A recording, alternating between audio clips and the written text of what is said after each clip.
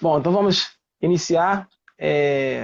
Para quem está presente aí e não chegou a ver ainda nenhuma live da nossa igreja, né? A gente tem uma live semanal, tá? Comumente é segundas-feiras, né? 9 horas da noite, né? Mas essa semana a gente fez excepcionalmente, né? Na terça-feira às 8 horas, para estar se adaptando ao horário do nosso convidado dessa noite, né? A nossa live ela costuma durar em volta aí de 1 hora, né? Aí a gente pode passar um pouco mais, né? Hoje a gente fez exatamente isso no Facebook, porque no Instagram é 1 hora, né? E no Facebook a gente pode passar um pouquinho, então não tem problema, né? E a ideia, né, da live de hoje é um debate indireto, né? Algumas pessoas não entenderam muito bem o que é debate indireto, né? Achou que eu ia debater com o Tourinho, não. Eu vou ser só o intermediador, né, desse debate indireto. E como é 1 hora de live, né, a gente vai, de vez de fazer os dois debatedores, né, para discutir as ideias, a gente vai fazer uma live com cada um, né, e para ser 1 hora só falando sobre aquele assunto, né, para a gente poder deixar a coisa um pouco mais robusta, né, um pouco mais rica, né. E a ideia aqui vai ser também ser um bate-papo, né? As pessoas aí vão poder contribuir com perguntas, com comentários aí, na medida do possível, dependendo da quantidade de perguntas e comentários que tiver. A gente vai estar lendo todos e respondendo aí na medida do possível, né? Convidado dessa noite é o Francisco Tourinho, né? Autor do livro O Calvinismo Explicado, né? Também tem um canal no YouTube, não é isso? O Calvinismo Explicado. Ele também pode falar aí como que adquire, falar um pouco sobre o livro. Fica à vontade aí para falar aí suas palavras introdutórias, Tourinho. Olá, meus irmãos, graça e paz. Como o Tiago já disse, meu nome é Francisco Tourinho. Eu sou autor desse livro aqui, O Calvinismo Explicado, que ele surge com uma proposta de explicar realmente alguns dos problemas que comumente são levantados contra a doutrina calvinista, que eu já vinha acompanhando aí alguns debates desde 2016, que foi quando eu realmente me encontrei com a doutrina calvinista, e o meu encontro com a doutrina calvinista se deu justamente porque eu comecei a ver que as acusações que eram feitas contra o calvinismo, elas não eram verdadeiras. Elas, na verdade, eram fruto não só da falta de compreensão daqueles que são nossos adversários de ideias, como principalmente por uma má representação que os próprios calvinistas fazem da nossa doutrina na internet. Por muitas vezes, pessoas leigas, mas que se passam leigas no sentido realmente de não saber, não de ser, não leigo no sentido mais estrito da palavra, né? Usado por católicos, romanos, por luteranos, que é aquele sentido em que você simplesmente não faz parte do clero. Você é aquele irmão da igreja, né? Então, esse irmão da igreja também é chamado leigo lá, mas eu estou falando de leigo no sentido realmente de ser neófito, de ser aquele que não tem um entendimento, que não tem um estudo aprofundado e acaba fazendo uma má representação da doutrina. Como vocês vão ver, ela não é uma doutrina tão fácil, mas à medida que ela é explicada, ela pode ser entendida por qualquer pessoa que tenha uma boa vontade, né? Que é difícil hoje também, que nós já olhamos para a doutrina do outro com um olhar de preconceito, com um olhar de que está errado, e aí quando eu tenho essa visão já preconcebida, eu já tendo a descartar todos os argumentos e, inclusive, dependendo do seu grau de honestidade, você já espantalhar, né? Ou seja, criar uma doutrina que não representar aquela doutrina que é verdadeira, né?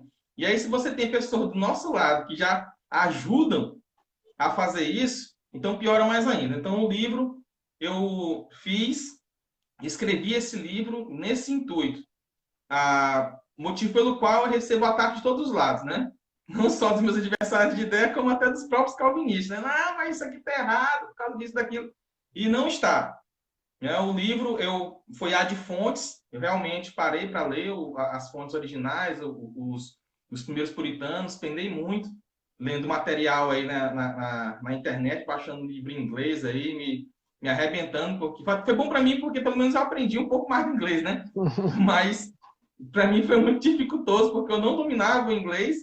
Ainda hoje eu não sou um cara fluente, assim, né? Mas eu já leio alguma coisinha. E principalmente pelo espanhol. O espanhol tem muito material de calvinismo também. E eu já tinha uma certa fluência no espanhol, porque eu morei na fronteira, tinha feito curso de espanhol, e aí eu fui procurando material em espanhol também, achei muita coisa. E o livro ele tem esse objetivo, e eu acho que isso é importante para o nosso debate, né? Eu acho que talvez um título que poderia ser dado para esse livro seria Desmistificando o Calvinismo, porque tem realmente muitos espantalhos, né, a nosso respeito, que não são clarificados nos debates comuns da internet. Muito bom. Eu quero agradecer o. Você pode entrar em contato comigo mesmo, nas redes sociais, mas ele também, eu tenho um site chamado calvinismoexplicado.com.br, você pode comprar por lá também, no cartão, você pode gerar boleto, você pode dividir, lá no site dá várias opções. E também tem a livraria Teologia da Reforma, que ela também vende o meu material. Você pode também procurar lá, falar com o William, que ele faz todo o processo por lá mesmo, entendeu? Manda entregar na sua casa. É um cara super bacana, uma livraria que é realmente de ponta mesmo, realmente muito confiável.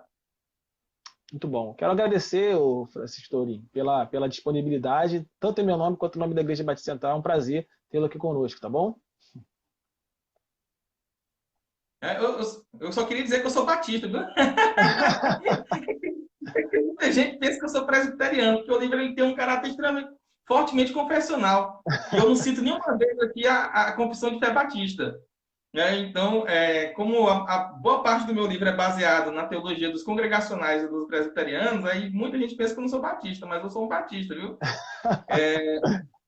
Apesar de eu ter removido muitas das diferenças que eu tinha antigamente com os presbiterianos, mas eu ainda continuo um batista.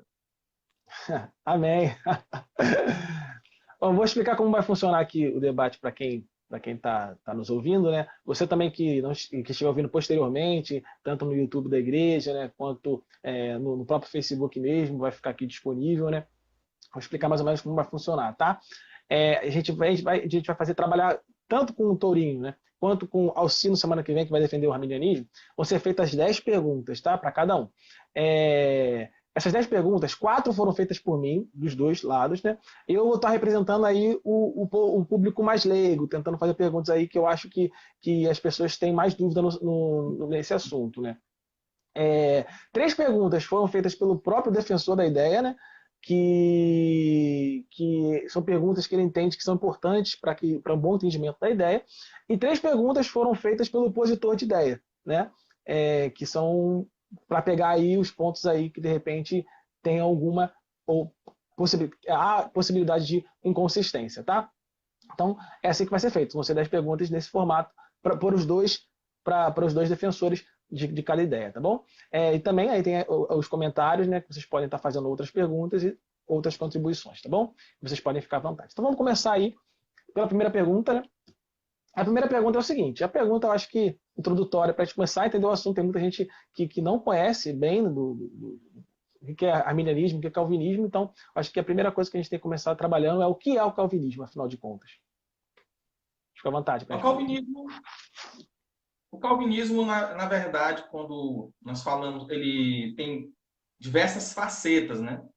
Desde, poderíamos conceituar, por exemplo, como a doutrina dos seguidores de Calvino, por assim dizer, né? Que é o mais comum, embora esse não seja um nome adequado, porque Calvino é o nosso mestre e nem é o criador daquilo que a gente acredita. E ele também não goza de uma autoridade primária e nem está acima de outros teólogos também da mesma linha.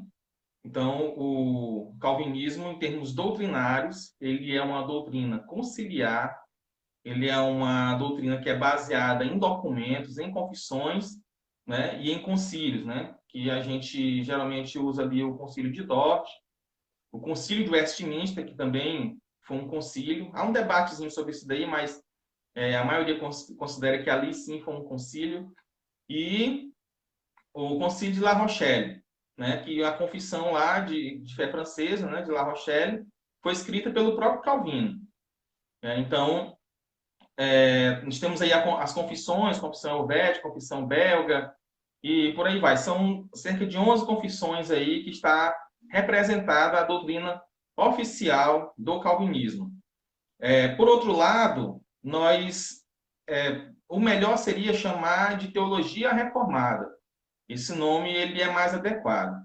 O calvinismo também, ele assumiu um aspecto jocoso na época da Reforma, por conta que os protestantes chamavam os católicos romanos de papistas.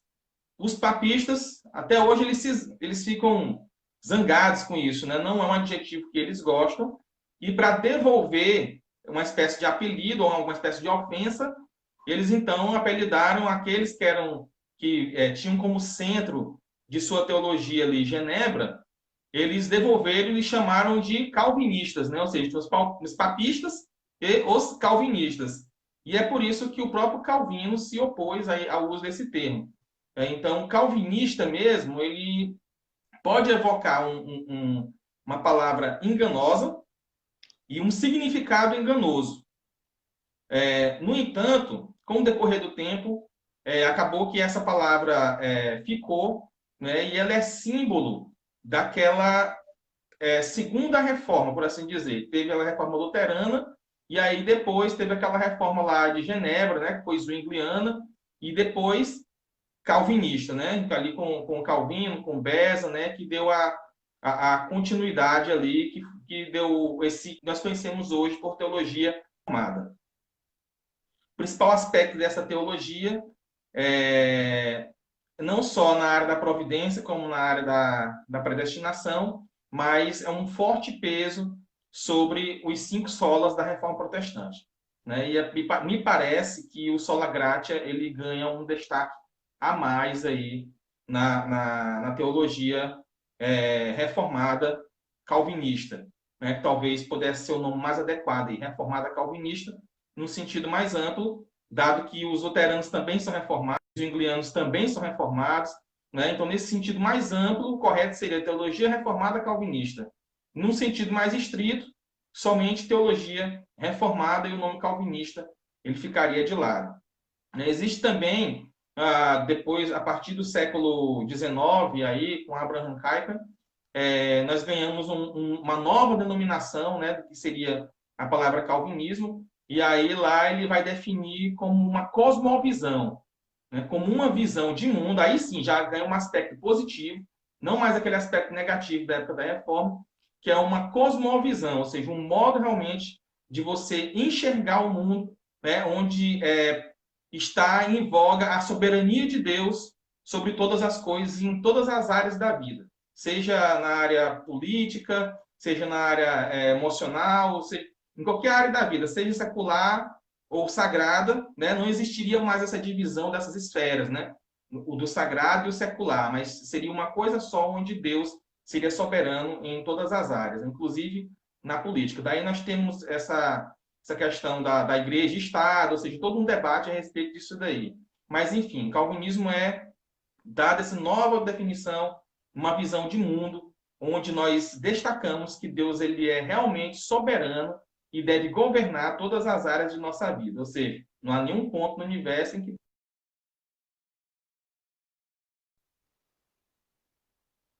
Eita, sabeu que caiu.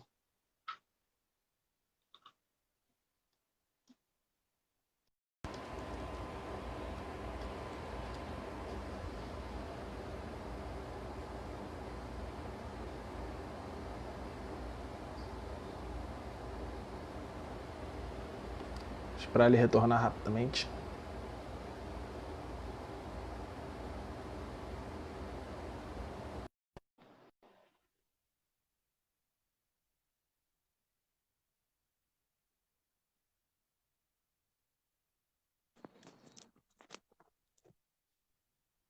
Voltou. voltei. Tá parecendo TV Cruz, pô. Chegou, Isso é antigo, você hein? chegou assim, que era menino, tinha TV Cruz, aí tava falando aqui, aí pá, entrava um negócio no meio, aí começava o desenho. Intervalo comercial. Não sei se eu produto. Aqui, ó, compra o caneca do Calvinismo Explicado. Show. Você parou no, a nenhum ponto do universo? Ele vai concluir ou já concluiu a Aquela ideia? famosa frase do Kaiser, né? Não há nenhum ponto no universo em que Deus não possa dizer, isso aqui é meu. Então, na realmente os pontos do universo. Então, calvinismo eu acho que seria muito bem definido por esse ponto. É claro que existem livros. Tá tendo uma espécie de eco aí. É o meu ou o teu, será? Deve ser no meu, calma aí. Se melhorou? Fala aí, vê se melhorou. Pois é, então, assim, tem livros. Melhorou agora. Existem livros camalhar só para explicar o que é calvinismo. Então, para fazer um resumo bem sucinto, seria isso daí, calvinismo. Não tem a ver necessariamente com doutrina da predestinação. Inclusive, se você pegar o livro do pastor assembleano famosíssimo, arminiano, acho que é Silveira alguma coisa, que eu esqueci o nome dele, em que ele diz que o próprio Armínio, vendo por esse aspecto, ele era um calvinista. Né? Então, você vai ter um aspecto eclesiológico, você vai ter aspectos aí que são mais amplos, né? Do que... É por isso que hoje, por exemplo, muitos se opõem ao termo, por exemplo, pentecostal reformado, porque normalmente os calvinistas são cessacionistas, né? E aí por aí vai. Então você vai aplicando o termo calvinismo a uma infinidade de aspectos da vida humana que vai chegar a um ponto em que você vai dizer sou calvinista nisso e não sou calvinista naquilo.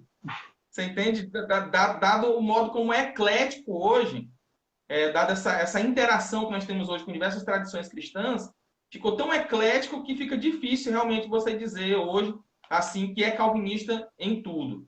Né? Mas calvinismo é basicamente isso daí que eu falei. Então, cosmovisão, de um tempo para cá, e também visto nesse aspecto, lá no termo jocoso, lá na época da Reforma, né, daqueles que fizeram parte da Segunda Reforma. Muito bom.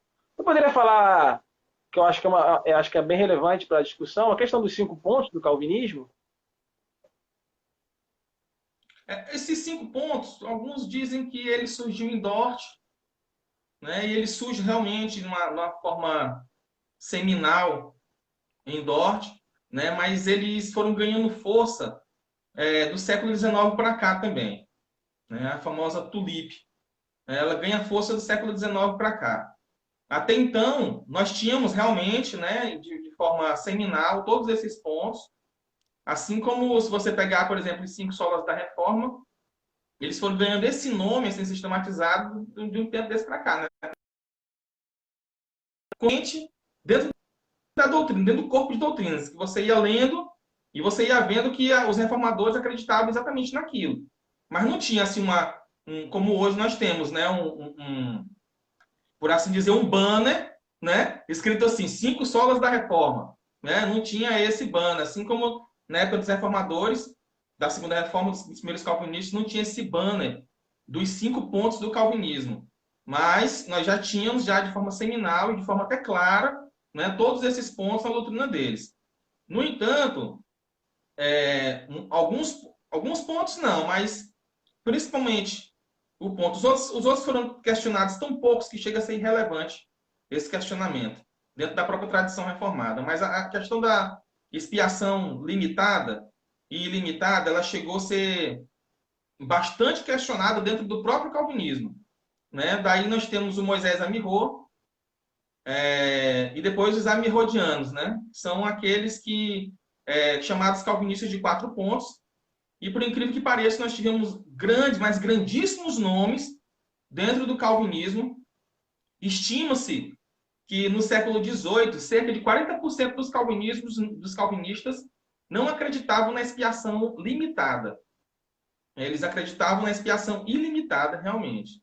Então, aí se desmembrou, existiam diversas diversos ramos da forma como se lidava com essa doutrina na época, e de forma que nós não podemos, de forma alguma, reduzir o calvinismo aos 5 pontos. Dizer que alguém só é calvinista se ele acreditar nos 5 pontos. E, infelizmente, é isso que acontece hoje. Né? Alguém hoje que é um calvinista de 4 pontos, por exemplo, ele é praticamente excomungado da igreja, né? Ele é deserdado. Né? Isso não aconteceria de forma alguma no século XVIII, por exemplo, século XVII. Né? E isso daí é algo moderno também. O calvinismo moderno ele tem tomado rumos bem estranhos com relação ao calvinismo que era no passado. Mas, enfim, isso aí é uma coisa que a gente tem que parar e observar e tem que ver no que vai dar ainda, né? Muito bom. Vamos para a segunda pergunta, então. Eu vejo muito na internet, né? Na internet a gente vê muito debate, né? Até às vezes acalorado com relação a essa questão da soteriologia, né? Calvinismo versus arminianismo. E sempre aparecem pessoas, né? Dizendo que esse tipo de debate não deveria acontecer, que esse tipo de discussão não é importante. Eu vi até há pouco tempo uma pessoa falando que nem tem interesse em saber nada sobre Calvino, nada sobre Armínio, não quer nem saber o que eles pensavam, enfim, porque isso não é importante, o que é importante é conhecer a Jesus. Tendo em vista isso, eu quero saber se você acredita que essa discussão é importante e qual é a relevância, né, desse assunto para a vida do cristão. Academicamente, essa discussão ela é muito importante. Academicamente. Na medida em que você vai descendo para a parte mais popular da igreja, é irrelevante. Por quê? Porque a maioria esmagadora das pessoas, elas procuram a igreja porque elas precisam de força para viver. Elas não estão lá atrás de uma satisfação intelectual, mas elas estão lá porque elas sentem um vazio no coração, entendeu? Porque elas sentem um vazio existencial e elas procuram algo que preencha a vida delas, né? Então, quando você vai à igreja porque seu filho está na droga, porque seu casamento está destruído, porque você mesmo está passando por alguma doença, por algum problema, por algo que você necessita de força, de ajuda, ou até mesmo você está passando por crises existenciais, debate sobre lógica, sobre ordem dos decretos, sobre minúcias, né? Sobre escolasticismo, isso e aquilo, sobre termos técnicos, eles vão se tornando cada vez mais irrelevantes na sua vida. À medida em que você vai se tornando mais ajustado e que você vai crescendo intelectualmente dentro da doutrina, vai crescendo intelectualmente dentro da igreja, esse debate ele já começa a ser relevante. Por quê? Porque o pastor, naturalmente, ele vai guiar, ele é um guia, né, como a escritura fala, né? Existe cego guiando cego. Existe também aqueles que enxergam guiando outros que enxergam, né? Ou seja, à medida que você vai avançando na vida eclesiástica, que você vai ser um diácono, um presbítero, que você procura um seminário, que você quer agora aumentar o seu conhecimento dentro da doutrina cristã, aí esse debate ele vai se tornando relevante, porque a igreja, como se ela precisa de uma doutrina saudável. E qual seria a doutrina saudável? Aí alguns vão dizer que é o calvinismo, outros vão dizer que é arminiano, outros vão dizer que é molinista, tomista, e aí durandista, escotista, e aí por aí vai. Né? De forma que, em alguns aspectos, você pode dizer que a outra doutrina é danosa, e pode dizer que a outra não é danosa. E aí sim, mais na frente, você vai ter desdobramentos dentro da própria igreja que pode ser danoso por conta da doutrina, da visão que o pastor tem a respeito do próprio Deus. Né? Mas, no fim das contas, eu digo assim, agora falando por experiência própria, né? Uma experiência minha mesmo, entendeu? Não fiz nenhum estudo a respeito disso nem nada. Quando eu fui convertido, fui chamado pelo Senhor, eu tinha 8 anos. Né? Foi quando eu levantei minha mãozinha lá, aceita Jesus. Né? Como é comum nas igrejas batistas, né? Mas, você aceita Jesus? Pá, aceito. E desde então, eu tenho batalhado pela fé, dentre os altos e baixos, como a vida de todo crente, né? E hoje daqui a pouco tempo, farei 36 anos. Então, eu tenho aí cerca de 27 anos dentro do corpo. E Já vi pessoas piedosíssimas, homens de Deus, né? Homens mesmo que eu não sou digno nem de desatar a sandália do cara, e que ele é totalmente alheio a esse tipo de debate, né? Então, a experiência nos mostra que esse debate, academicamente, é muito importante. Mas eu não acredito que ele seja um debate decisivo na salvação do crente, ou para que você seja realmente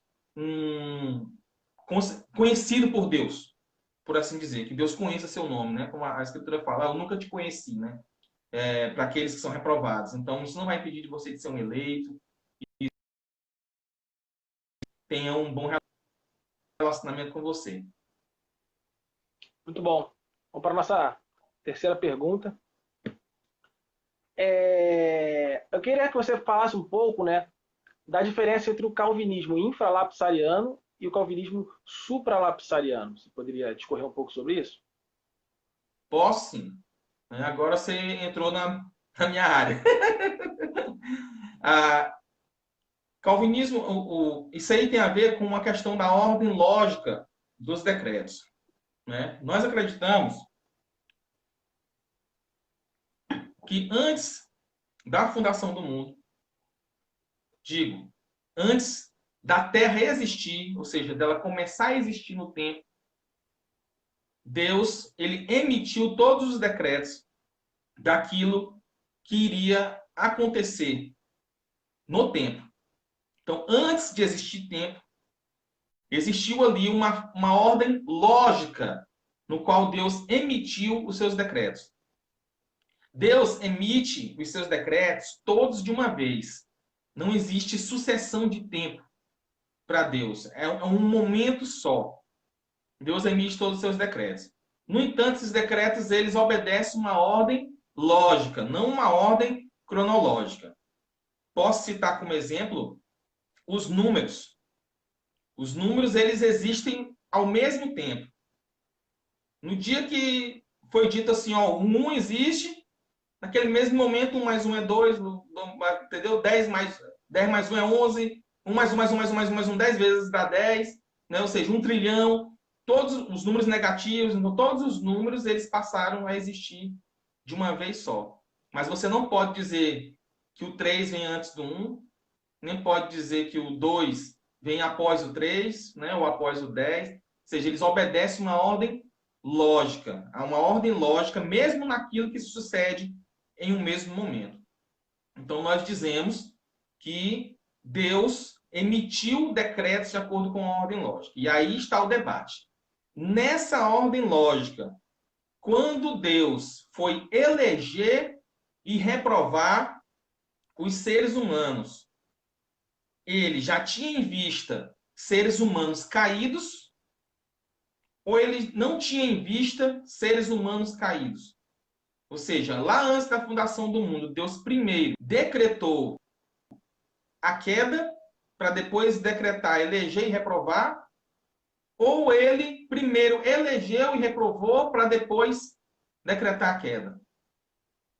Então, supralapsariano é a mesma coisa, e eu até prefiro esse segundo termo, que é o termo que eu vou incluir no livro, que é antilapsariano, ou seja, antes do lapso, antes da queda. Lapso é queda. Anti seria anterior à queda. A mesma forma seria supralapsariano, né? Que seria acima da queda, né? Acima, eu não entendo quem foi que inventou isso daí, porque que é acima. Mas quem inventou isso estava pensando, né? Não acredito numa descrição, né? De cima para baixo. Primeiro, Deus elege, reprova, e aí depois ele permite a queda, depois ele, dependendo dos vários tipos de supralapsarianismo que existe. Todos os tipos de supralapsarianismos, eles têm como característica comum a eleição e reprovação anterior à queda. Já o infralapsarianismo, ou postlapsarianos, eles acreditam que Deus primeiro permitiu a queda, ou decretou permitir, que isso significa que Deus decidiu não impedir a queda. Então nós dizemos que Deus decretou permitir, não há contradição alguma nisso, Porque na medida que Deus decide algo, por exemplo, decide não impedir, aquilo é um decreto, porque se ele próprio diz que vai acontecer, ninguém mais pode desdizer o que Deus diz. Então, uma permissão de Deus também é um decreto. É por isso que muitas vezes nós temos problemas aí com os arminianos, porque eles colocam uma palavra contra a outra. Eles colocam a permissão contra o decreto, como se a permissão divina não fosse algo que tornasse o evento certo. Ou seja, Deus permite, mas mesmo assim pode não acontecer. Né?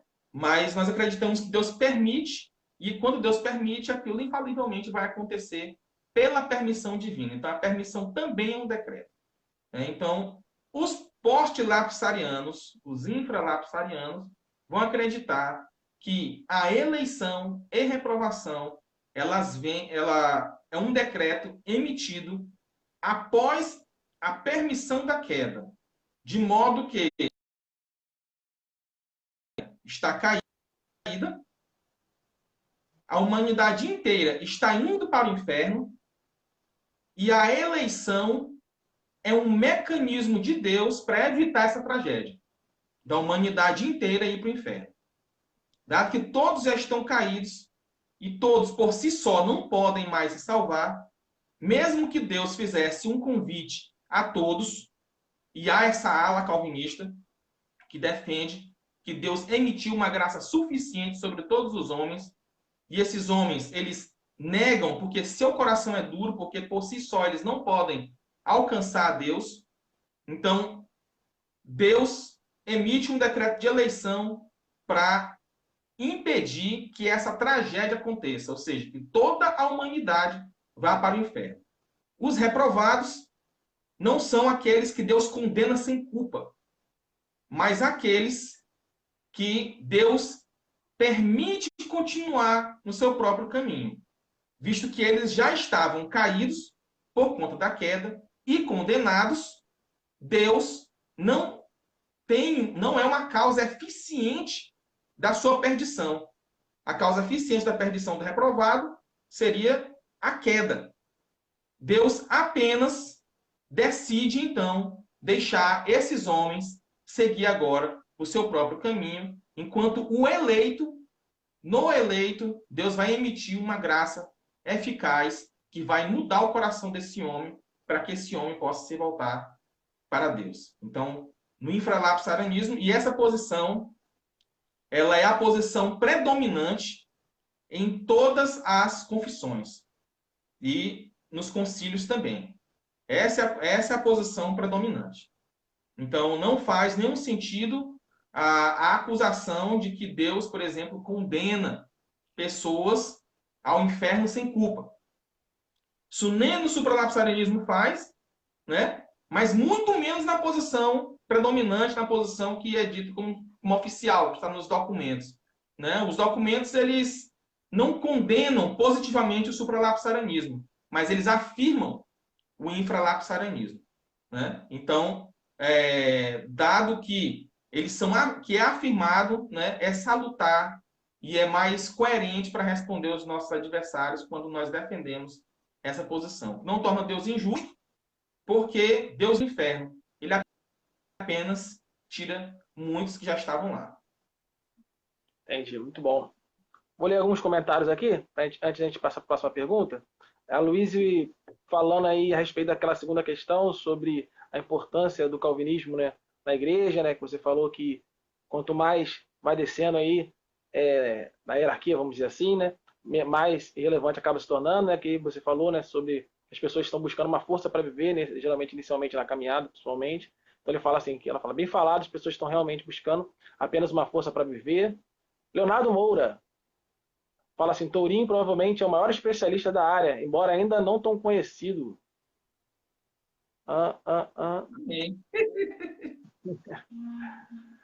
Luiz Roberto, Deus continue sustentando. Como diz os pentecostais, eu recebo, irmão.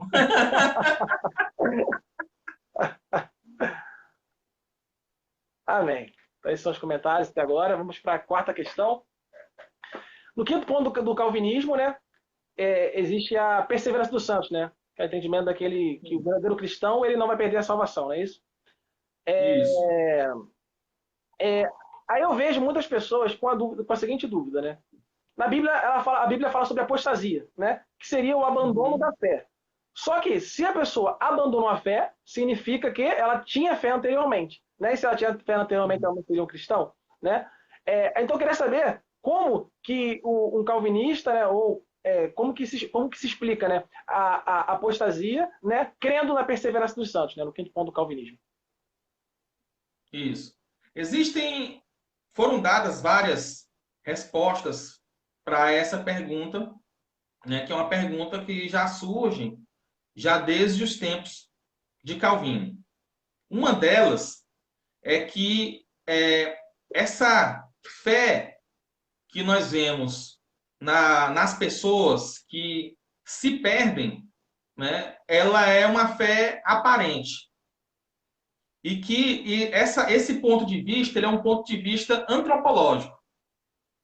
Então, por exemplo, quando nós dizemos que o braço do Senhor está conosco, né?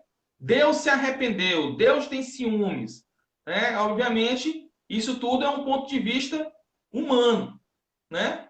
Na Bíblia está escrito ali um ponto de vista que ele é humano, né? Então, existem na Escritura formas de se expressar que são formas meramente do ponto de vista do observador. Então, para mim, se eu vejo que o irmão ele está batalhando diligentemente, ombro a ombro comigo, nós vemos isso aí em muitos casos, né? Ele ora, ele entende a mensagem, né? Ele recebeu de fato uma iluminação temporária, ele recebeu de fato uma iluminação temporária, que a Escritura fala, por exemplo, que uma mulher crente ela abençoa seu marido, mesmo ele não sendo crente. Então, nós vemos, por exemplo, lá no dia do juízo, vão ter pessoas que profetizaram, que oraram em línguas, que expulsaram demônios, que curaram pessoas, e Jesus vai dizer, olha, eu nunca os conheci, né? Não quer dizer o quê? Eu nunca conheci. Isso não é uma coisa de conhecimento cognitivo, porque Deus sabe todas as coisas. Deus conhece todas as pessoas. Cognitivamente, sim. Ele sabe quem é o ímpio e sabe quem é o justo. Se ele não soubesse quem era o ímpio, não tinha como ele dividir as ovelhas dele dos bodes. Então, ele sabe quem é cada um. Agora, esse conhecer é um conhecer de se tornar um com ele. Né? A Escritura, quando se tornou um com Eva, ele conheceu a Eva. Né? E a Escritura fala o quê? Que eu seja um com vocês, isso Jesus Cristo falando para os discípulos. Que eu seja um com vocês, assim como sou um com meu Pai. E a salvação é esta, que conheça a Deus, né? E o seu Filho, Jesus Cristo. Né? Então, conhecer é realmente ser salvo. A salvação é essa, conhecer a Deus e o seu Filho, Jesus Cristo. Né? Acho que é João 5,24, se eu não me engano. Mas depois eu posso pegar a referência bem certinho. Aí, você vê que a Escritura fala que conhecer é estar junto. Então, Jesus Cristo diz, nunca os conheci. Mas aqueles homens, eles pregaram, eles tiveram uma iluminação do Espírito Santo que o que isso prova, não que eles foram salvos, mas que pessoas que estão próximas dos homens de Deus também são abençoados. Então, você vê, por exemplo, que lá no passado, quando Deus queria destruir lá Sodoma e Gomorra, se eu não me engano, se pergunta para Deus, né? Ah, mas se tiver 10 justos lá, né? Se tiver tantos justos, ou seja, por causa de uma quantidade mínima de justos, Deus não destruiria uma cidade inteira. Ou seja, toda a cidade ia ser abençoada porque uma quantidade de justos estava ali. Né? Então, o ímpio, por muitas vezes, ele recebe muitas bênçãos, inclusive espirituais, porque eles estão próximos dos cristãos. Então, dado que essas pessoas recebem bênçãos espirituais por estarem próximos dos cristãos, por muitas vezes eles se confundem com cristãos. Então, para quem está vendo, veja só, para quem está vendo, eu posso olhar para alguém e dizer, olha, esse homem é salvo. Por quê? Porque eu sei que se ele se manter até o fim daquele jeito, ele vai ser salvo. Ou ele está salvo se manter o tempo todo daquela forma. Quando é que eu sei que ele não era salvo? Quando ele se perde. Só que agora, na minha concepção anterior, ele era um homem salvo, porque ele estava fazendo a vontade de Deus. Então, é apropriado, dada a minha visão, eu dizer: esse homem perdeu a salvação. Esse homem apostatou. Então, existe uma apostasia real e uma perda de salvação real, dado esse ponto de vista humano. Porque Deus já conhece o fim desde o começo. Então, dado que o fim daquele homem, que era se perder, já era presente para Deus desde o começo, não faz sentido esse homem ser salvo e não salvo para Deus. Mas para mim, e se eu sou um homem que estou escrevendo, eu posso muito bem dizer: olha, aquele homem ali aposta toda a fé. Por quê? Porque ele realmente estava na fé. Ele realmente fazia a vontade de Deus. Ele guardava a fé. Né? E a própria Escritura fala, né, que guardar diligentemente a fé, que uma vez foi dada aos santos. Que é a fé? É a doutrina. Né? Foi dada a doutrina para aquele homem. Aquele homem seguia a doutrina, ele seguia a fé. E aí, uma hora, ele deixou de seguir a fé. Então, você pode dizer: olha, ele apostatou da fé. Porque antes ele fazia, antes ele estava seguindo a fé, agora ele não segue mais a fé. Isso daí é uma coisa que não é absurda, contraditória, né? E muito menos ensina que o homem perde uma salvação do ponto de vista transcendental. Ou seja, que Deus realmente salvou aquele homem e depois retirou dele a salvação. Do ponto de vista transcendental, não. Mas do ponto de vista predicamental, ou seja, dos predicamentos, do ponto de vista criatural, ou seja, da criatura, daquele que escreveu, ele pode sim dizer, assim como eu posso dizer, que fulano A ou B estava na fé e agora aposta toda a fé, porque ele não segue mais a doutrina. Muito bom mesmo. Paulo Henrique falou: o Calvinismo Explicado é um dos melhores livros sobre o assunto. Obrigado pela contribuição, Paulo Henrique. Amém. Vamos para nossa quinta questão. Agora a gente vai começar a aprofundar um pouco mais, né? Vamos falar agora sobre a questão da predestinação e como isso se concilia, né? Como que isso funciona, né? Com relação ao livre-arbítrio também, né? Então, a pergunta é: a predestinação anula o livre-arbítrio? Em que sentido o calvinismo rejeita o livre-arbítrio? O livre-arbítrio, usando aqui as palavras de John Owen, o calvinista, primeiro eu vou dizer no que nós cremos. Nós cremos que toda decisão do homem, ela é de livre vontade. Ela não é coagida externamente. Não há uma força que faça com que ele queira algo sem ele querer. É até contraditório isso. Como se um homem quisesse fazer o bem e aí alguém colocasse uma arma na cabeça dele e forçasse ele a fazer o mal. Isso daí sim seria uma retirada do livre-arbítrio, porque ele faria algo contra a sua vontade.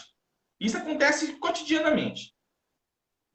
Muitas vezes nós queremos fazer uma coisa, nós não podemos fazer por uma infinidade de limitações ou até mesmo debaixo de ameaça, né? Acontece, por exemplo, no seu trabalho. Às vezes o seu chefe fala: se você não fizer dessa forma aqui que eu quero que você faça, você vai demitido. E aí você acaba fazendo de um jeito que você não quer fazer, mas você faz porque você prefere manter o sustento da sua família, né?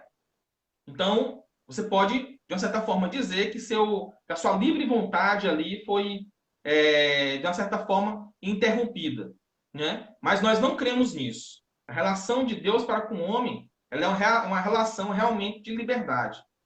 Então, nós cremos que tudo que o homem faz, ela é de livre vontade, ela é ausente de coação externa, e que, por isso, o homem é responsável por tudo aquilo que faz, porque ele não foi coagido, a não ser pela sua própria natureza. Então, a coação que existe, ela é uma coação interna, nesse sentido. Dado que o homem, quando nasce, ele nasce totalmente depravado e escravo do pecado, então ele é coagido pela sua própria natureza a sempre pecar. Então, ele escolhe livremente pecar. dada a sua natureza. Por quê? Porque ele é mau. Então ele faz maldades porque ele é mau. E aí você não pode dizer, ah, mas ele não pode fazer a bondade. Poder, em termos de potência, ele pode. Mas ele vai querer fazer o bem? Porque até onde eu sei, homens maus fazem o mal. Se ele fizesse o bem, eles seriam bons. Então, nesse sentido, nós defendemos o livre-arbítrio e negamos que esse livre-arbítrio ele seja supremo, ele seja independente e que ele possa anular ou tornar Deus ignorante, né? Ou possa suprimir algum plano divino. Aí sim, nesse caso, nós negamos. Né? Se Deus previu que algo vai acontecer, ou seja, que ele tem presciência, aquilo de forma alguma pode acontecer diferente.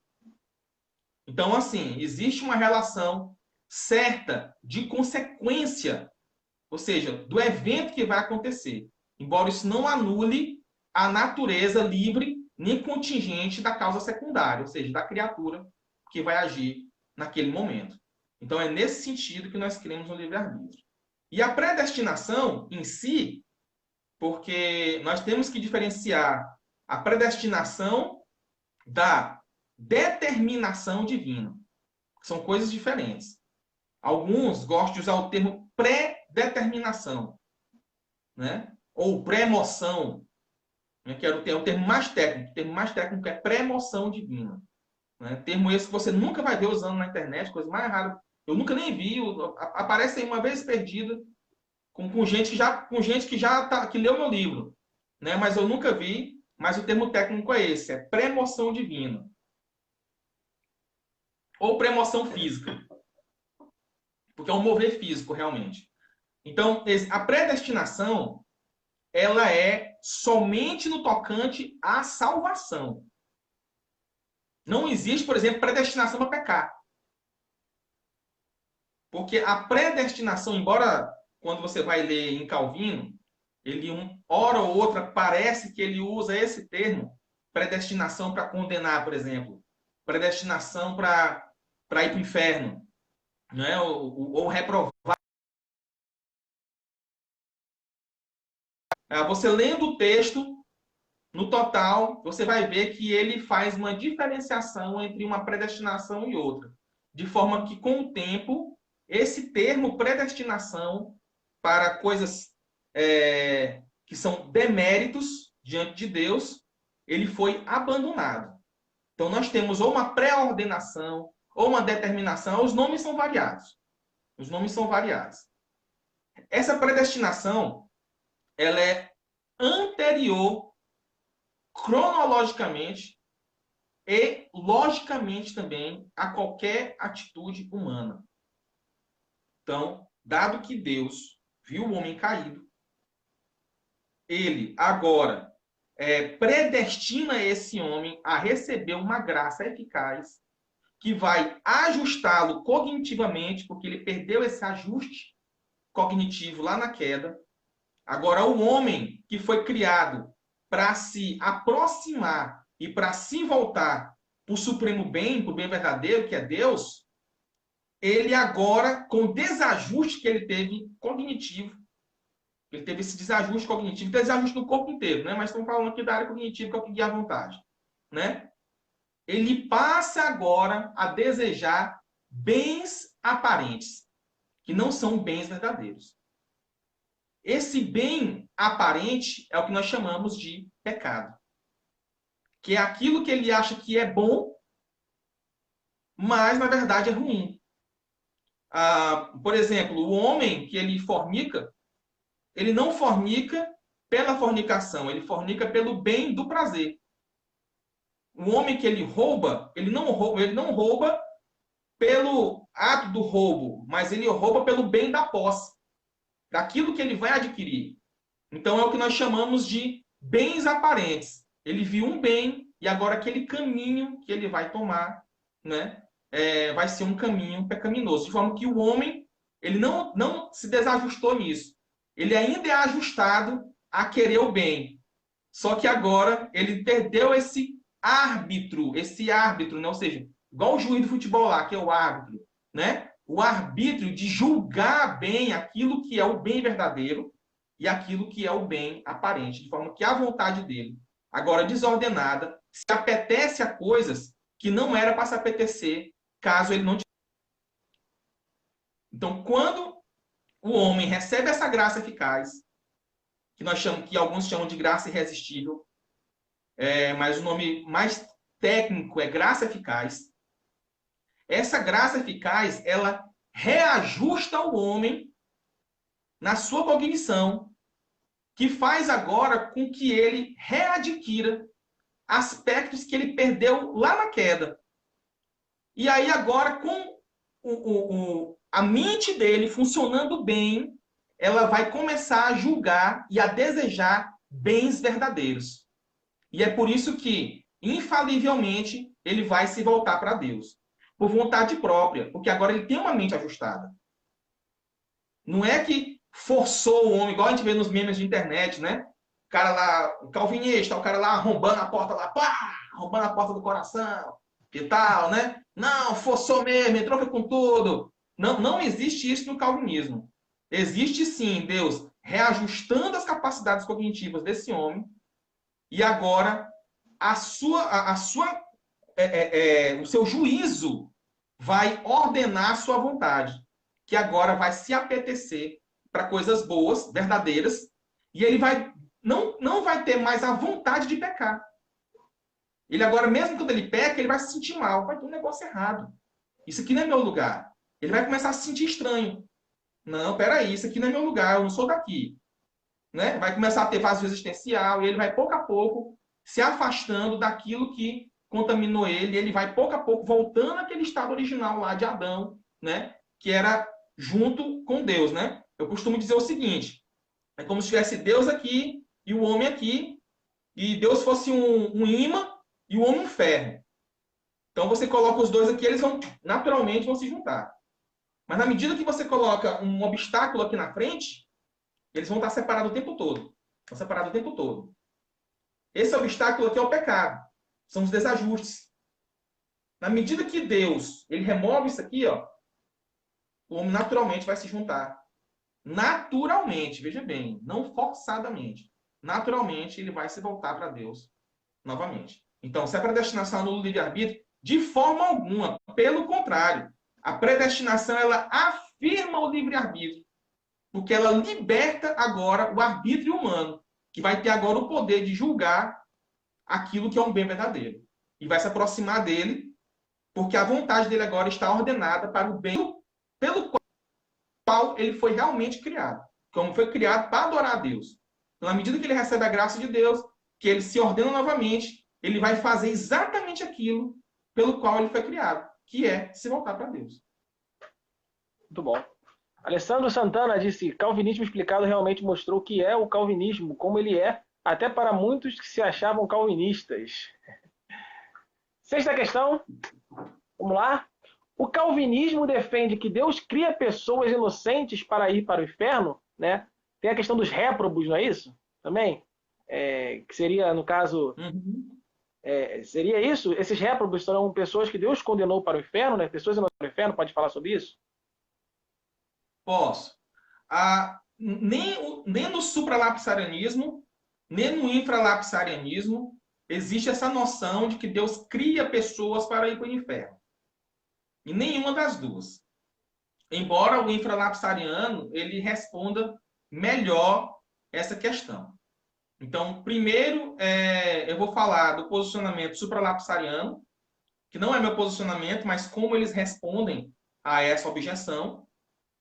E se você não achar a posição supralapsariana satisfatória, não tem problema, que eu também não acho. Mas, enfim, o importante é que eles não defendem que o Deus criou aquela pessoa inocente para o inferno. Né?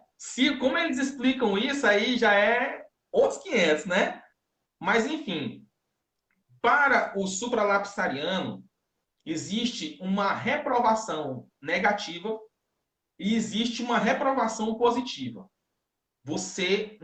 Eu te garanto, pelo menos até onde eu conheço, mas eu tenho praticamente 99,9% de certeza que você não vai encontrar em nenhum site na internet, nem na Monergismo, nem na João Calvino, em lugar nenhum, essas definições.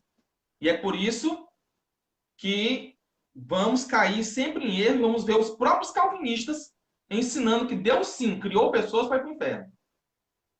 E isso está totalmente equivocado. Pode, sim, ter um calvinista ou outro, um perturbado da cabeça aí, entendeu? Que tenha distorcido a doutrina e tenha ensinado isso daí. Realmente, assim como tem deles aí que diz que Deus é o autor do mal, e por aí vai. Mas besteira. Quem nunca falou uma besteira que atira a primeira pedra. Né? Então tem gente falando besteira e gente incentivando outros a falar besteira e eles não acreditam ser verdade. No final do ano, se Deus permitir, com a graça de Deus, vai sair uma tradução que eu estou fazendo do livro do Beza, onde eu vou estar... vai ser a tradução mais os comentários, que os comentários vão ser feitos por mim, onde eu vou estar explicando a posição supralapsariana de Beza, onde eu vou estar apresentando esse... Certo? Então, existe aí uma diferença entre a reprovação e a condenação. A reprovação tendo por muitos como reprovação negativa e a condenação como uma reprovação positiva. A reprovação, isso no posicionamento supralapsariano, ela pode existir sem a previsão dos deméritos, ou seja, sem Deus levar em conta o pecado de forma alguma. A condenação, olha só, a condenação. Qual é a pergunta? Se Deus cria pessoas inocentes para serem condenadas, não é? A condenação nunca se dá sobre o inocente. A condenação, que é chamada também de reprovação positiva, ela sempre vai se dar sobre pessoas que pecaram. Nunca sobre pessoas que não pecaram. A reprovação negativa, ela é uma reprovação que não é Deus dizendo que aquele cara vai para o inferno. Mas ele é simplesmente um não eleito. Ele é um não eleito. Deus elegeu, e aquele outro ali, ele é um não eleito, mas ele não é um condenado. Ele não é um não eleito, ele não é um condenado. A base disso daí, que é uma base que eu acho forte, inclusive eu dou até o braço a torcer para isso daí, né? É o argumento da eleição angélica, né? Em que os anjos que foram eleitos, eles nunca caíram. Então, Deus não elegeu anjos pensando na queda. Simplesmente existiam os anjos eleitos e os não eleitos. Os não eleitos caíram. E os eleitos, eles nunca caíram, né? Ou seja, antes da queda, já existiam os eleitos e os não eleitos. Não eram os condenados, os não eleitos. Esses não eleitos, eles só são condenados na medida que eles, de livre vontade, eles pecam. Eles caem, né? Na posição, como ser humano, Deus já tinha o seu povo eleito e os não eleitos. Na medida que a queda acontece, aqueles que eram eleitos, eles recebem uma graça eficaz e acontece esse mesmo processo aí. De livre vontade, eles se voltam para Deus, enquanto os outros, por conta do pecado que foi adquirido na queda, que não de forçar o homem cair, mas o homem também cai de livre vontade, né? Torna todos aqueles homens responsáveis pelos seus próprios pecados, e por conta desses pecados, eles são condenados. Então, veja bem, não existe criação de uma pessoa inocente para ser condenada, né? Agora, vendo por esse aspecto, fazendo um reductio ad absurdum, né? Ou seja, levando o argumento às últimas consequências, você pode aí alguém objetar o seguinte: mas Deus já sabia que ia ter a queda e que essas pessoas iam ser condenadas, mesmo assim eles criou. Né? Ou seja, trouxe elas à existência no tempo. Esse argumento ele é um argumento que ele não é um problema só nosso, ele é um problema de qualquer doutrina, porque em qualquer doutrina Deus já sabia quem seria aqueles que seriam condenados lá no fim, e mesmo assim ele trouxe todas essas pessoas à existência. Ele já sabia que mesmo aqueles que ele daria a chance de serem convertidas, elas negariam e por isso seriam condenadas, que é o caso que acontece no arminianismo. né? A pessoa ela é condenada por negar Jesus, ela não nasce condenada. Então é um negócio interessante isso daí. Ela não nasce definitivamente condenada, ela é condenada quando ela nega, né? Já o calvinista não, a pessoa já nasce condenada. Ela nasce condenada por quê? Por causa do pecado adâmico. Ela nasce condenada por causa do pecado adâmico. Portanto, ela herda a culpa de Adão. Isso aí é algo que é interessante também. Mas por causa dessa culpa de Adão, ela vai também pecando mais e mais e ela amontoa sobre si deméritos que vão fazer com que elas sejam condenadas justamente. Certo? Posição supralapsariana. No infralapsarianismo, nós removemos esse problema dessa reprovação antes da queda. Então, Deus primeiro cria, depois ele permite a queda, permite a entrada do pecado do homem, no homem, né, na terra, ele permite esse pecado. E aí, todos os homens agora já estão condenados. Então, Deus, se ele trouxesse a existência todo mundo, todos já iriam para o inferno. Por culpa dele? Não. Por culpa do pecado adâmico. Deus não foi a causa eficiente do pecado adâmico. Ele simplesmente decidiu não impedir o pecado de Adão. Certo? Então, essas pessoas elas já nascem condenadas.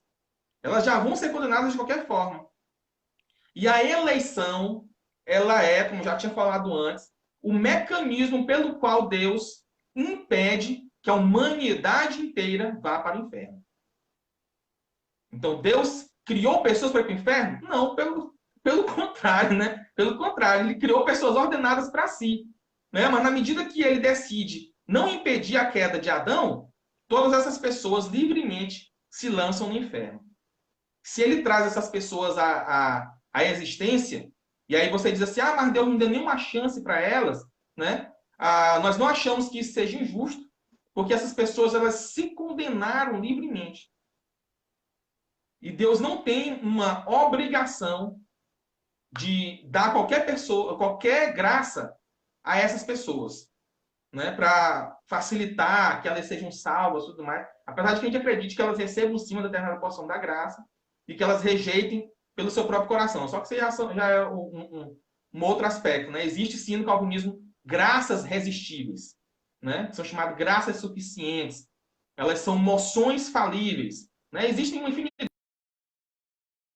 de extra, né? Ou seja, elas não são ab intra, elas não vão realmente no fulcro da alma humana e fazem dá aquela quebrada lá e coloca o cano no lugar para passar água direito, entendeu? Ele não reajusta o homem realmente, né? Mas ela é uma graça real, tem poder salvador, mas o homem, dada a dureza do seu coração, ele vai rejeitar. Né? Mas isso daí, se tiver alguma pergunta dessa daí, eu posso aprofundar nesse aspecto também. Entendeu? Que torna o homem mais culpado ainda. Né? Mas a pergunta, né, que foi se Deus traz pessoas ao mundo somente para serem condenadas, essa pergunta ela não faz sentido dentro do calvinismo, principalmente dentro da sua vertente majoritária e oficial, por assim dizer, que é a infralapsariana. Muito bom, muito Ou seja, bom. a reprovação é sempre por previsão de deméritos. Agora, a eleição ela é sem previsão de méritos. Os méritos para serem salvos são adquiridos por causa da eleição, ou seja, eleitos para a santificação. Já a reprovação não, a reprovação é tendo em vista o demérito do homem na queda. Ou seja, ela não é incondicional nesse sentido. A reprovação é condicional. O que é incondicional é a eleição. Por isso que tem lá escrito lá, ó, eleição incondicional, nos 5 pontos. Não tem dizendo reprovação incondicional. Né? E aí o que acontece? Nós afirmamos assim, ó, nós somos eleitos incondicionalmente. Aí o arminiano vai entender o quê? Vocês são reprovados incondicionalmente. Pô, mas eu falei foi outra coisa. Eu não falei reprovado incondicionalmente, eu falei eleito incondicionalmente. Né? A reprovação é dada por uma condição, ou seja, a queda e o pecado humano. Muito bom mesmo. Próxima pergunta, faltam só 4 perguntas. Sétima pergunta, Calvino defendeu que Deus era autor do pecado? De forma alguma. Isso aí está totalmente fora de cogitação. Né? Isso é dado uma má interpretação e uma falta de conhecimento dos nossos próprios adversários a respeito da teologia escolástica e a respeito da doutrina da providência, como defendido por Calvino. Eu vou ler aqui uma citação de Calvino, só uma, porque eu posso deixar um link depois aí. Existe no meu livro aqui, eu acho que tem talvez um... É quase isso aqui, ó. Só de se ouvir negando Deus ao todo pecado. Mas eu vou ler uma, que eu gosto bastante dela, que diz o seguinte: mas que Deus a ninguém tenta, abre aspas, mas que Deus a ninguém tenta, ele prova com isto, porque ele não é tentado pelos males, pois é o diabo que nos atrai ao pecado. E por esta razão, porque ele arde totalmente com o desejo, que o demente desejo de pecar, Deus, porém, não deseja o que é mal. Portanto, ele não é autor do pecado que nos é feito. João Calvino, série de comentários bíblicos, né, lá quando ele comenta a carta de Tiago. Lá naquela parte lá onde está escrito lá, né, que Deus não é tentado pelos males, né, que Deus a ninguém tenta. Né, todo mundo conhece essa passagem, né, e Calvino se utiliza disso daí. Tem uma série de passagens, né, de Calvino dizendo, chamando, por exemplo, de sem vergonhas. Ele tinha um linguajar forte, como o pessoal daquela época. Lutero era pior que ele. Né? Ele tinha um linguajar forte, chamando de sem vergonhas, de pessoas sem escrúpulo, né? Aquelas que acusavam ele de defender que Deus era autor do pecado. Né? Calvino, em diversas ocasiões, ele afirma que o homem é autor do seu próprio pecado. Agora, o Sínodo de Dort, ele diz o seguinte, que afirmar que Deus é autor do pecado é blasfêmia. Então, confessionalmente, oficialmente, dizer que Deus é autor do pecado é uma blasfêmia dentro do calvinismo. No entanto, essa é a acusação preferida dos nossos adversários. Né? Se eles lessem os nossos documentos, eles iriam ver que afirmar tal coisa é uma blasfêmia para nós. A segunda confissão helvética, ela vai mais longe. Né? Ela vai dizer o seguinte, na seção 9,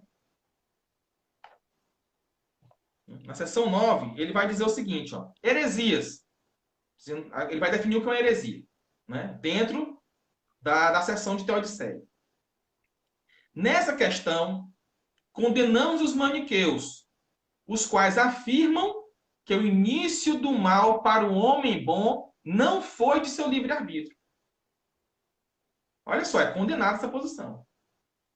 Dizer que que o início do pecado, que o pecado de Adão não foi pelo seu próprio livre-arbítrio, é uma heresia dentro do calvinismo. Está aqui no documento aqui, segunda confissão helvética.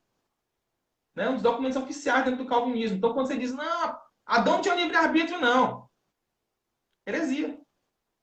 E o que mais você vê na internet é a gente falando isso daí. E, olha só, condenamos também os pelagianos que afirmam que um homem mau tem suficiente livre-arbítrio para praticar o bem que lhe é ordenado. Ambos são refutados pela Santa Escritura, que diz aos primeiros, Deus fez o homem reto, e aos segundos, se pois o Filho vos libertar, verdadeiramente sereis livres. Você pode ir na seção 9 lá, e você vai ver que dizer que a autoria do pecado veio de Deus é heresia e também é blasfêmia. Talvez existam heresias que não sejam blasfemas, mas essa é uma que é blasfema. Ou seja, as piores palavras, os piores adjetivos, dentro da tradição calvinista confessional, é dado àqueles que negam o livre-arbítrio humano e que negam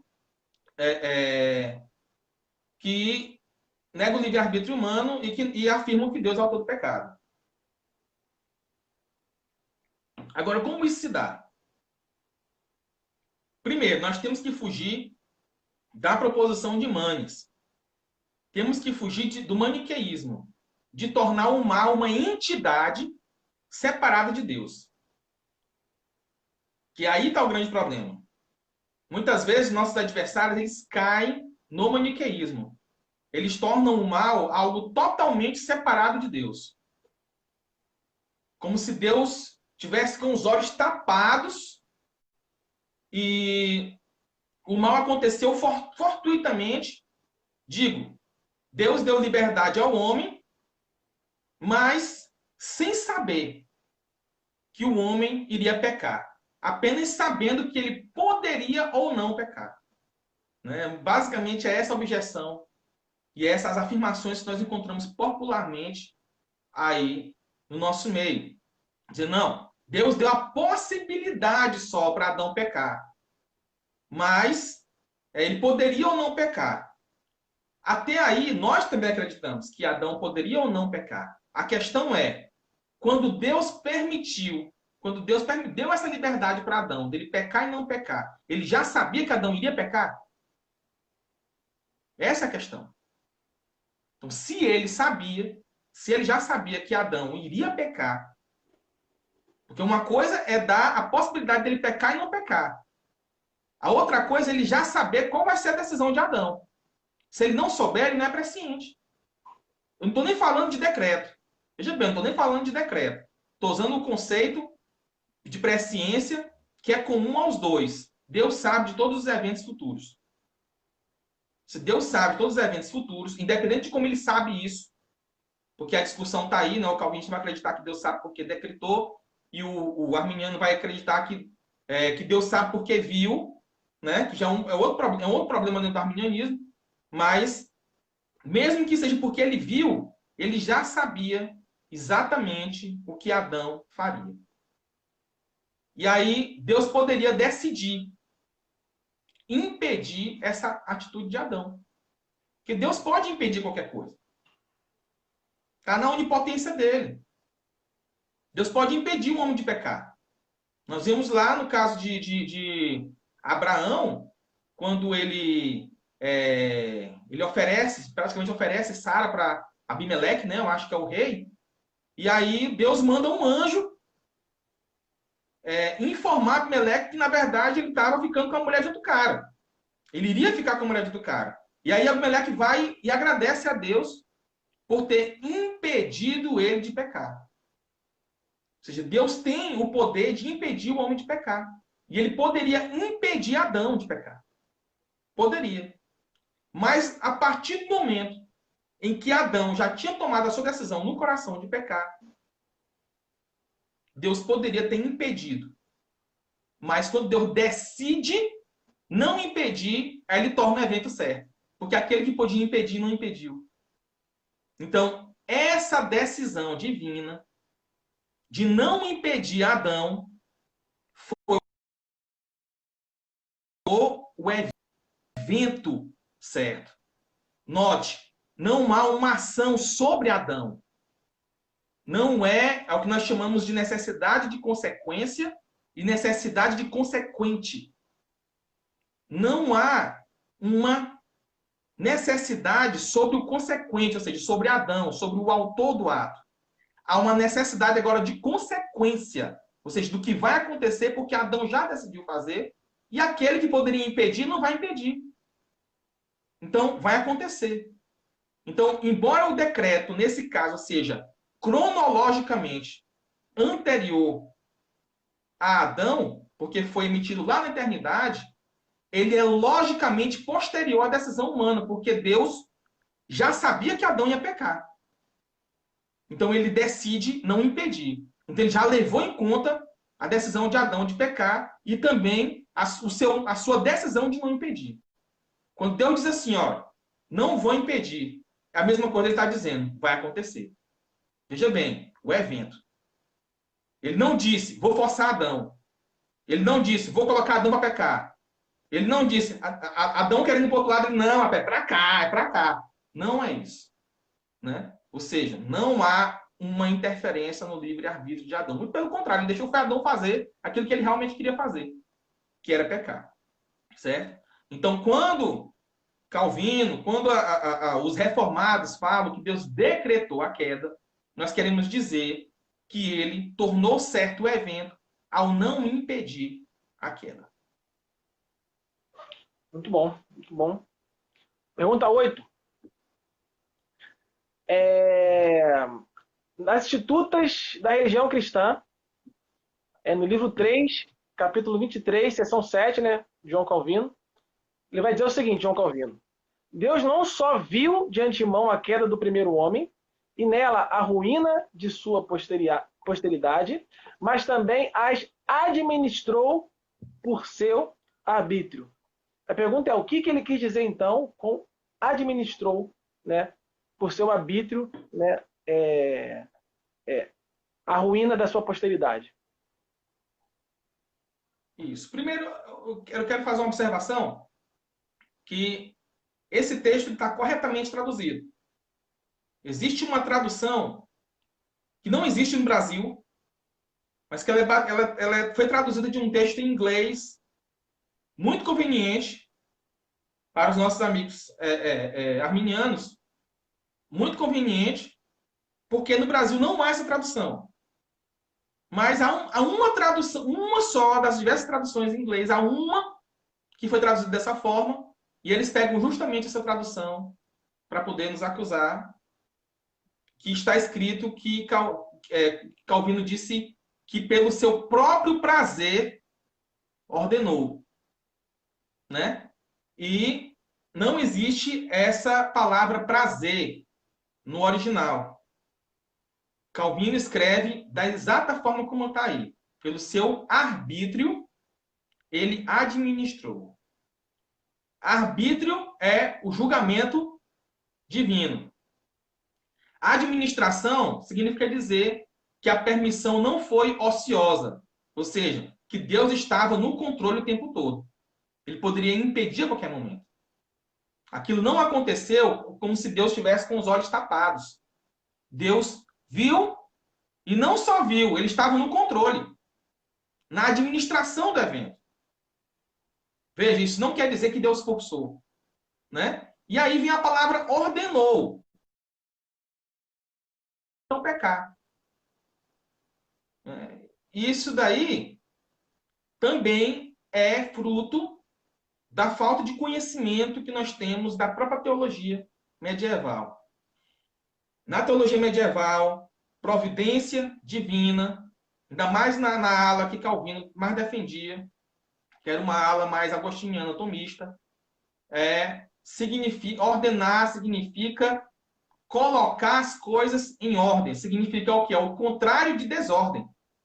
É o contrário de randômico. É o contrário de aleatório. Quem acredita que as coisas acontecem de forma aleatória no mundo? São os ateus. São os ateus que dizem que acidentes produzem coisas boas, que existem coisas aleatórias no mundo, né? Aquele que é cristão, ele vai crer que todas as coisas que acontecem, elas acontecem ou por uma vontade ativa divina, ou por uma permissão divina. Ele não vai acreditar que existem coisas que acontecem independentes de Deus no mundo. Então, quando fala, olha só, a palavra providência significa exatamente isso. Ordenar todas as coisas a um determinado fim, né? Então, Deus ordenou Adão a fazer, não no sentido de que Deus preceituou Adão a fazer, ou seja, deu uma ordem legal, tipo, peque, vá lá e peque. A ordem legal de Deus não era essa. A ordem legal de Deus era que Adão não comesse do fruto. Agora, ele ordena Adão a fazer, no sentido de que isso não aconteceu de forma fortuita, por acaso, mas de forma agora ordenada, de forma organizada, né? Porque Deus, como já falamos, muito antes já tinha decidido que não impediria o pecado de Adão, certo? Então isso acontece de forma ordenada. Então a própria dificuldade de interpretar Calvino, de não saber a diferença entre um concurso geral, entre um concurso particular, que Calvino chamava de providência geral, de ordenança especial, né? Você não vê, em hora alguma, ninguém abordar essa abordagem de Calvino, que eu fui encontrar numa obra chamada Contra Libertinos, que ela não existe em português, ela só existe em francês, né? Já passei por um mundaréu de gente aí, todo mundo que me pediu, eu passei essa obra, quem quiser ler, pode ler, né? Em que Calvino faz essas distinções entre a providência geral, a ordenança especial, ou seja, a providência particular, que há uma diferença naquilo que Deus permite, ou seja, que ele é somente causa acidental do evento, acidental no sentido aristotélico, né? Não no sentido popular, de que como se a coisa acontecesse de forma como fosse um acidente, ou seja, se pegasse Deus de surpresa, mas acidental de que ele não é uma causa eficaz daquilo, mas ele é apenas um permissor eficaz, como falaria o próprio Augustus Toplady, né? Que por 500 trilhões de vezes escreveu que Deus era o permissor eficaz, mas John Wesley continuava, né? Sempre, era continuamente dizendo que nós calvinistas, em particular Toplady, defendia que Deus era todo pecado, enquanto ele dizia exatamente o contrário. Né? Quem puder acompanhar o debate aí de John Wesley e Toplady, você vai ver que há uma insistência de John Wesley a tornar o Deus que Calvino e os calvinistas defendiam como se fosse o próprio diabo, quando nós estávamos afirmando, e o debatedor dele, direto, estava afirmando justamente o contrário. E aí, quem não está acompanhando o debate, o que ele faz? Ele lê só John Wesley e vai dizer, tá vendo, pô, Deus calvinista é o diabo mesmo e tal, não sei o quê, né? Mas não sabe que os oponentes afirmaram justamente o contrário. Deus é o permissor eficaz e não o causador eficaz. Ele não é um inclinador daquela ação pecaminosa. Né? Então, existe o concurso geral, a providência geral, que é quando Deus apenas deixa a criatura manifestar a sua própria natureza e inclinação. E existe o concurso particular, que é quando Deus age na natureza desse homem, de forma que agora ele vai mudar o seu curso natural, como se ele seguisse a sua natureza antiga, e ele vai ser inclinado para o outro lado. Esse concurso particular, ele só existe para evitar o pecado, só existe para evitar o mal, nunca para levar o homem a pecado. Até mesmo porque o homem já é caído, né? Ele já é totalmente depravado. Então, não teria necessidade de Deus colocar pecado no homem. Né? Sendo o caso de Adão, um caso à parte, que eu também explico aqui no livro. Né? E tem um artigo meu também que foi publicado na revista da Faculdade Presbiteriana de Curitiba, né? Onde são 33 páginas onde eu explico exatamente como que Adão cai, mesmo sem ser depravado, segundo a visão calvinista. Bom, Maílson Marinho vai dizer: calvinismo explicado é o resgate do calvinismo clássico e o inimigo mortal dos espantalhos que são criados contra todas as linhas teológicas. Honestidade, incluindo os adversários, é um dos pontos altos do livro. Mais uma vez no final, você fala mais uma vez do livro aí que muita gente entrou depois, aí no final a gente termina você falando mais um pouquinho sobre ele, tá bom? Okay. Nona pergunta, vamos lá. Por que Jesus chorou e se indignou diante da incredulidade de Jerusalém, se ele mesmo decretou que eles infalivelmente o rejeitariam? Isso. No livro também é feita uma exegese desse texto, onde eu mostro que há um problema de interpretação quando se fala Jerusalém, Jerusalém, que matam os seus profetas. Né? A escritura, é só você ler o texto, você vai ver que Jesus chora pelos filhos de Jerusalém. Ele faz uma distinção entre os filhos de Jerusalém e aquela que seria Jerusalém. Quem seria Jerusalém? Jerusalém seria aquela que mata os profetas. No texto sinótico, paralelo ali, né, que é, tanto em Lucas como em Mateus é tratado, você vai ver que Jesus, no mesmo contexto, na mesma fala, né, na mesma situação, ele é ameaçado de morte por Herodes. Os fariseus dizem para ele que Herodes vai matar ele. E aí Jesus fala que Herodes é uma raposa e tal, né, aquilo todo, que já tinha matado João Batista. Por isso que é Jerusalém que mata os profetas. Já tinha matado João Batista. Já ia matar Jesus Cristo, que também se apresenta como profeta. Né? E aí depois Jesus Cristo passa o capítulo inteiro batendo nos fariseus. Por quê? Porque Jesus fala, foram os pais de vocês e foram pessoas como vocês que mataram os profetas lá no passado. Então Jesus define o que ele quer dizer com Jerusalém ali. São os fariseus, os homens maus, religiosos, maus, que Jesus também fala que são os filhos do diabo. Jesus também diz que eles são cegos que guiam cegos e que estão levando pessoas para o inferno. Então, Jesus está falando não não dos cegos, mas dos cegos que estão sendo guiados por eles. Jesus chora por essas pessoas que estão sendo guiadas por Jerusalém. Porque até então é Jerusalém que seria os governantes, que seria os fariseus, que estão impedindo os filhos de Jerusalém de ouvir a verdadeira mensagem.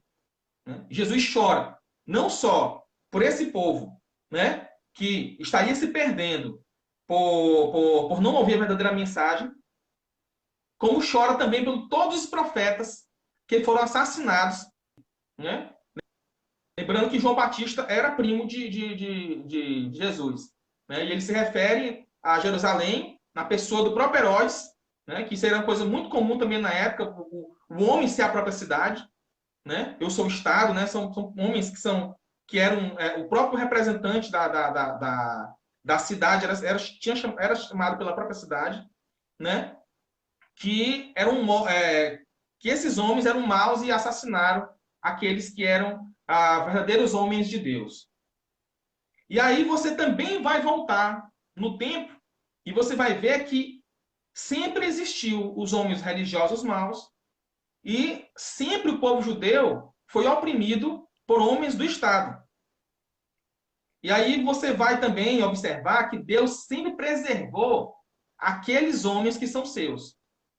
Paulo até fala, cita aquele exemplo lá dos 7.000 homens, né, dos homens que não se curvaram, né, diante de Baal e tudo mais. Né? Paulo vai falar sobre isso daí. Mas, enfim, um detalhe importante a ser adicionado é que Jesus chora pelos filhos de Jerusalém que estavam sendo guiados por cegos, por homens cegos. Isso aí é de chorar, realmente. Mas que cerca de dois meses depois ali, que foi a morte, ali já estava pertinho da morte de Jesus Cristo já. Jesus Cristo morre, ele ressuscita. Depois de uns 40 dias, tem o Pentecoste. O que acontece no Pentecoste? 3.000 pessoas em Jerusalém são convertidas. Aí depois você tem mais um tantão sendo convertidas. Aí depois você tem vira um looping. Vira um looping. Primeiro 3.000, depois 5.000, e depois não sei quantos mil. E aí várias pessoas vão sendo convertidas em Jerusalém. Judeus, que eram filhos lá daqueles homens que estavam sendo guiados, que eram cegos e estavam guiando os outros cegos. Né? Então, você pega o contexto total da Escritura, você vê que Jesus chora pelos filhos, mas que aqueles homens, eles não se perderam. Isso é importante lembrar. Eles não se perderam. Quem se perde? Aqueles que ele já dizia que era filho do diabo. Vós tem por pai o diabo. Está no mesmo capítulo. Vós tem por pai o diabo, que é o mentiroso desde o princípio. E você vai ter os filhos de Jerusalém agora sendo acodidos por ocasião da pregação dos apóstolos. Pouquíssimo tempo depois, papo de 2 meses depois, aquelas pessoas vão ouvir o evangelho, Jesus chorou. Elas não se perdem como muitas vezes os nossos irmãos arminianos eles costumam a querer ensinar, né? Que Jesus quis salvar e não conseguiu, não. Isso não é isso que diz o texto. Não é isso que diz o texto. O que o texto diz é que Jesus chora por causa dos homens maus, por causa dos profetas mortos, mas aqueles filhos de Jerusalém que Jesus quis salvar, eles vão salvos sim. Quantas vezes eu não quis ajuntar vocês, né? A pessoa de Jesus. Quantas vezes o próprio Cristo, a própria pessoa de Cristo, não quis pregar a esses homens e esses homens maus não deixaram? Né? É isso que Jesus fala. Quantas vezes a pessoa de Jesus ali na terra, terrena, a pessoa terrena, porque dentro dessa explicação toda que eu dei, ainda podem dizer o seguinte: não, mas o texto diz quantas vezes eu quis juntar vocês, mas eu não consegui, né? E aí o que é a leitura natural? Eu. Assim como Paulo diz assim, ó, não digo, não falo, não disse Jesus Cristo, mas disse eu, mas estou dizendo eu. né? Quando ele fala que é a questão do casamento, né? Não tem aquela passagem lá, né? Que lá do casamento e tal, Paulo fala assim, ó, não, isso não disse Jesus Cristo, mas disse eu, né? Ou seja, Paulo não estava dizendo que aquilo sai da cabeça dele, né? Ele está dizendo que aquele ensinamento está sendo trazido à tona agora, que Jesus Cristo, quando era vivo, não falou isso. Não falou isso. Da mesma forma, Jesus Cristo também fala, eu aqui na terra, várias vezes quis pregar a vocês, mas aqueles homens de Jerusalém nunca deixaram. Então, Jesus dá um choro ali de tristeza e de raiva por causa disso daí, mas, por ocasião da morte, ressurreição e Pentecostes, todas aquelas pessoas que ele quis ajuntar, foram ajuntadas sim. Então, elas não se perderam, definitivamente não se perderam. Não houve uma falha do plano divino com relação à salvação daqueles que eles queriam salvar, que Deus queria salvar. Muito bom, vamos agora para a nossa última pergunta, que é a seguinte. Onde a questão da expiação, né? Onde a Bíblia indica que Jesus deixou de morrer por alguém? Eu acredito que existem uma diversidade de textos, né? Mas que eles são interpretados de forma dúbia, né? Uns vão dizer uma coisa, outros vão dizer outra. Mas, para mim, dentre uma quantidade enorme de textos, o texto mais forte que eu acho que tem é quando, lá em Efésios 5:25, está escrito assim: Maridos, cada um de vós amai a vossa esposa, assim como Cristo amou a sua igreja e sacrificou-se por ela. Esse texto, quando ele é apresentado para o nosso adversário, ele vai dizer o seguinte: ele vai apelar para a lógica desse último texto e vai dizer, não, o texto diz que Deus se sacrificou pela igreja, mas não está dizendo que Deus se sacrificou somente pela igreja.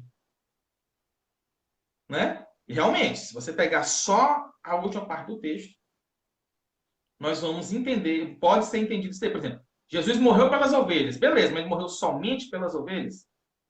Né? Se Jesus morreu por todos, obviamente, vai estar incluído também a igreja e vai estar incluído também as ovelhas. Né? Essa é a objeção comum que nós recebemos. Mas o texto, ele traz o seguinte: maridos, cada um de vós amai a vossa esposa. Assim como Cristo amou a sua igreja e sacrificou por ela. Né? E aí, depois, lá no 28, ele vai dizer o seguinte: sendo assim, o marido deve amar sua esposa como ama seu próprio corpo. A igreja é o corpo de Cristo. Só lembrando. Quem ama sua esposa, ama a si mesmo. De forma que, no texto, é só ir continuando a leitura natural do texto, que você vai ver que há uma relação entre você se entregar pela sua esposa, assim como Cristo se entregou pela igreja. Se já a pessoa se usa a mesma lógica, dizer Cristo morreu por todos e está incluso sua igreja, mulheres, aí está incluso minha esposa também, como se tivesse que morrer por todas as esposas e também a minha. Você entendeu? Entendi. Você vê que é só aplicar do mesmo texto ali, ó, você aplica a mesma lógica em um, aplica a mesma lógica em outro. Você vai ver que se Cristo morre por outro que não é a sua igreja, né, ele se tornaria uma adúltera. Né? Assim como eu não tenho obrigação nenhuma de entregar a minha vida pela esposa alheia. Quem tem a obrigação de entregar a esposa alheia tem o marido dela lá que vai se entregar por ela. Eu posso me entregar ocasionalmente? Talvez, entendeu? Mas não é isso que o texto está dizendo. O texto ele puxa para nós essa questão. Ó. Deus é a cabeça de Cristo. O próprio texto vai trazer essa sequência hierárquica. Deus é a cabeça de Cristo. Cristo é a cabeça da igreja. Assim como o homem é a cabeça da mulher. O homem é a cabeça de qual mulher? De todas as mulheres? Não. Só da mulher dele. Ele não é a cabeça de todas as mulheres. O homem é a cabeça só da mulher dele. Pô. Ele é chefe da casa dele. Ele não é chefe da casa dos outros. Então, da mesma forma, você vai ver, puxa a hierarquia. No mesmo texto, puxa a hierarquia. Deus é a cabeça de Cristo. Deus é a cabeça de... Existem vários Cristos? Não, é Cristo é a cabeça da igreja, que é a esposa. Aí o texto vai dizer o quê? que assim como Cristo morreu pela sua igreja, você, marido, deve morrer por sua esposa. Quem é a noiva de Cristo? É a igreja. Então, para mim, o texto é claríssimo, claríssimo, que Deus, Jesus, no caso, morreu pela sua igreja. Assim como eu devo morrer pela a minha esposa. Não se aplica a lógica de que eu devo morrer por todas as pessoas e que minha esposa é somente mais uma no meio desse termo aí. Eu faltar esse amor especial que você deve ter por aquela que mora junto com você, por aquela que é um com você. Eu sou um somente com uma, eu não sou um com várias. Não há espaço para poligamia aí, né? Aí você vê Jesus falando, né? Aí olha só, vai rastreando, vai rastreando. Lá aquele texto lá, em que Jesus diz que é um com vocês, assim como eu sou um com o Pai. Olha só, Deus é cabeça de Cristo, Cristo é cabeça da igreja. Cristo, né? Se tornando um com a igreja. Se torna um com a igreja. O marido se torna um com a mulher. Entende? Então é só ir rastreando. Aí você chega lá no julgamento, Jesus olha para os bodes e vai dizer: olha, eu nunca conheci vocês. Aí você vê que o marido conheceu a mulher e Cristo conheceu a igreja. Eles se tornaram um. Né? E aí ele diz o seguinte: ó, como tu morreu pela tua mulher, eu vou morrer pela minha igreja. É fechadinho, é redondinho. Se você sair daí, você quebra a corrente inteira. Como se não houvesse nenhum relacionamento especial entre Cristo e a igreja, e como se a nossa esposa fosse qualquer um. Né? Mas não, ela é alguém definido. Né? Ela não é separada. Né? Dentro desses textos, você pode encontrar vários outros textos dessa mesma natureza. Né? Então, eu acredito que esse texto é um texto muito forte, em que delimita ali que Cristo morre somente pela igreja. Ele não morre por todas as pessoas. Embora o sacrifício de expiação possa ser suficiente para salvar todos, né? Mas é eficiente sobre a igreja. Amém. Fechamos aí esse nosso bate-papo aí. Creio que a gente alcançou nosso objetivo aí de explicar bem aí, tirar as dúvidas, né? Responder algumas objeções ao calvinismo, tá? Quero convidar vocês que estão presentes hoje para estarem presentes também na semana que vem, onde eu vou trazer agora um opositor da ideia do calvinismo, né? Um arminiano que vai defender aí as ideias dele também, né? Com também mais 10 perguntas, enfim, né? Também convido vocês a estarem participando conosco, né, para vocês poderem ter o contraponto também. Né? Quero agradecer a presença de todo mundo, agradecer a sua presença, o Francisco.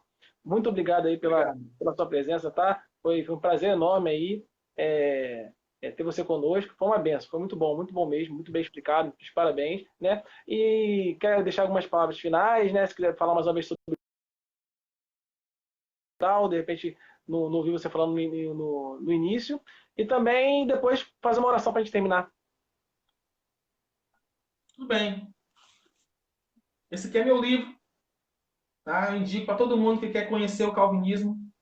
Ah, posso adiantar que a leitura não vai ser tão fácil, mas eu acredito que você é um homem inteligente, você vai... um homem que eu digo com H maiúsculo, né? Incluir uma mulher. Ser inteligente e vai entender isso daqui. Quero indicar também outra literatura que seria um complemento a esse livro aqui. Que esse aqui eu digo como se fosse uma introdução ao calvinismo. Nessa parte de providência divina, né? A liberdade humana. Que é esse livro aqui do Richard Miller, né? Que é Vontade Divina e Escolha Humana. Se você ler esses dois livros aqui e depois você sair por aí afirmando as mesmas asneiras de sempre, eu vou entregar você. Se preocupe não, que eu nunca mais falo um pio. Mas o meu objetivo final, quando eu escrevi essa literatura aqui, não era trazer ninguém para o calvinismo. Não era converter ninguém. Certo? Mas, pelo menos, fazer com que aqueles que representam a nossa doutrina a representem corretamente. Se você conseguir entender o que está aqui, né? Se você conseguir entender o que está aqui, eu já vou estar muito feliz. Você não precisa ser calvinista. Você, por mim, você pode seguir aquela doutrina que a sua consciência decide abraçar, né? Que faz você se sentir bem em paz com a sua consciência. Né? mas eu acredito que lhe trará paz também, se você é um homem de Deus, vai te trazer paz, fazer uma representação correta daquela que não é sua doutrina. Porque fazer uma representação errada na doutrina, sabendo que aquilo ali está errado, é mentira, é pecado.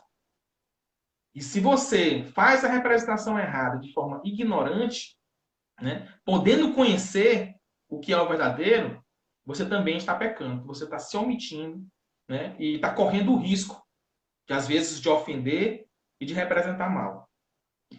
Independente aí se os próprios calvinistas leigos fazem representações ruins da nossa doutrina, ok? Você pode adquirir esse livro nas minhas redes sociais. Você pode ir no meu site, que é www.calvinismoexplicado.com.br, e você pode também estar adquirindo na livraria Teologia da Reforma. Você coloca aí no Google Teologia da Reforma, vai aparecer a livraria, e você pode adquirir o livro por ela também. Ok? Pessoal, agradeço, Thiago, viu? Eu fico muito feliz por esse espaço e que a gente possa estar dialogando aí no futuro aí para outros diálogos.